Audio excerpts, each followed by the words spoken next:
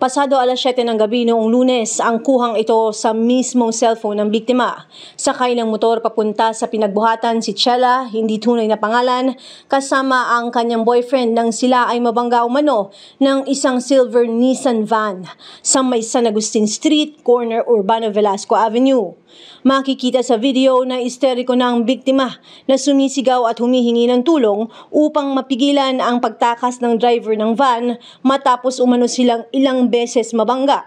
Nakunan din sa video ang bumagsak na motor.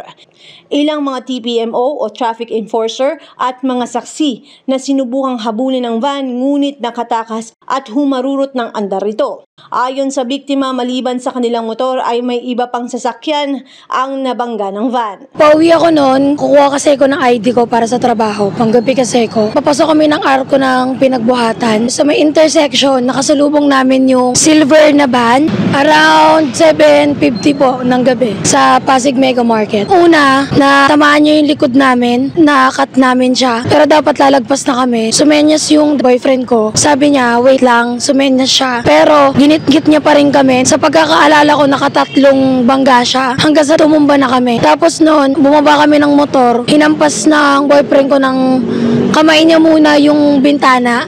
Tapos sumunod na, hinampas niya ng helmet.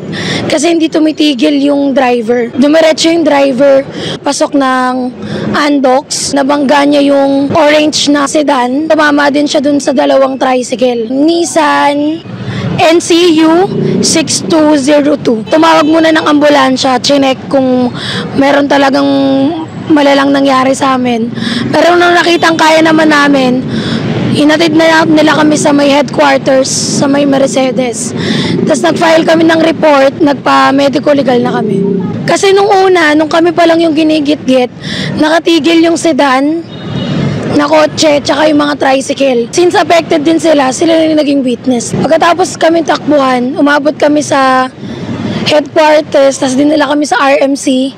Natapos kami doon sa medical around 4 a.m. Bumalik kami ulit na headquarters. Tapos wala pang follow-up eh. Nagpa-x-ray na kami, luckily wala namang kaming fracture. Ngayon, kinuha pa lang namin yung copy ng CCTV, then i-report na namin sa headquarters. Trauma ang inabot ng mga biktima. Kabilang sa mga pasahero ng mga nabanggang sasakyan ang 1 taon at 3 taon na mga bata. Nais ni Chellang makamit ang hustisya. Sa mga nakakakilala sa may-ari ng van o hindi naman kaya ay makita ang nasabing sasakyan, maaaring makipag-ugnayan sa mga otoridad o sa Pasig City Police Station. Nakatitigan kita, kuya. Naalala ko yung mukha mo. Sana naman makonsensya ka dahil hindi lang kami yung affected. Marami kang nasagasaan, especially yung isang tricycle na 1-year-old yung sakay na batang babae. Tapos, if I'm not mistaken, 3 years old na batang lalaki. In-interview nung pulis yung mga bata. Na-trauma sila, alam nila mismo yung pangyayari. Then sa amin din, kami yung mismong ginit-git mo. Every time na mapapanood ko yung video na capture ko, nagpa-flashback lahat. Sana makonsensya ka. Wala kaming anything na inihiling sa'yo for now na mapasama ka. Gusto lang namin ng hustisya. Kung sino yung mga nakapag-share na alam ko trending na yung shinare kong post, makapagbigay sana sa amin ng lead para makakuha kami ng justice regarding sa nangyari. Ako si Luan Peñano para sa latest ng iNews Pasig.